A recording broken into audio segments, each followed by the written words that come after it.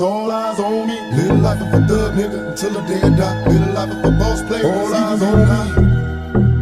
Bon, les amis, il serait grand temps de donner un grand coup de pied au cul de toutes ces pom-pom girls des réseaux sociaux qui sont là juste à brailler, à essayer d'orienter certaines informations à l'inverse de leur réalité juste parce qu'ils prennent des partis pris sans jamais avoir le libre arbitre ou un jugement personnel qui soit basé sur du factuel. Au sujet de Prigojine, très bien. Apparemment, Poutine vient de présenter ses condoléances à la famille de ce dernier ainsi qu'à tous les membres qui étaient présents à bord de ce vol qui s'est craché. On n'a pas encore eu de détails sur ce qui s'est réellement passé, mais si Poutine annonce et présente ses condoléances, c'est que Prigojine est forcément mort. Ce n'est donc pas une exfiltration. Mauvaise nouvelle pour Zelensky. Zelensky qui, en passant, sans que personne ne lui demande rien du tout, dit qu'on n'a rien à voir là-dedans, hein.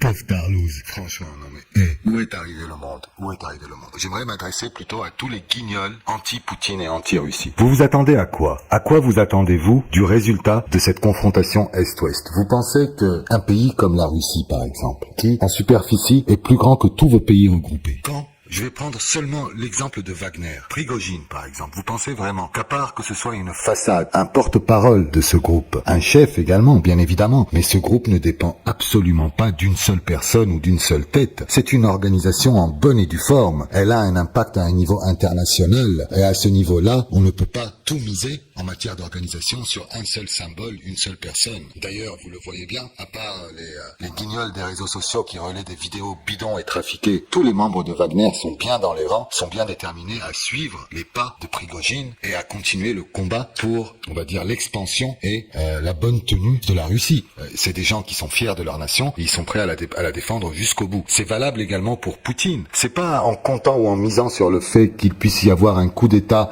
ou un renversement de Poutine que vous allez assister, bande de guignols, à un changement drastique de la politique russe.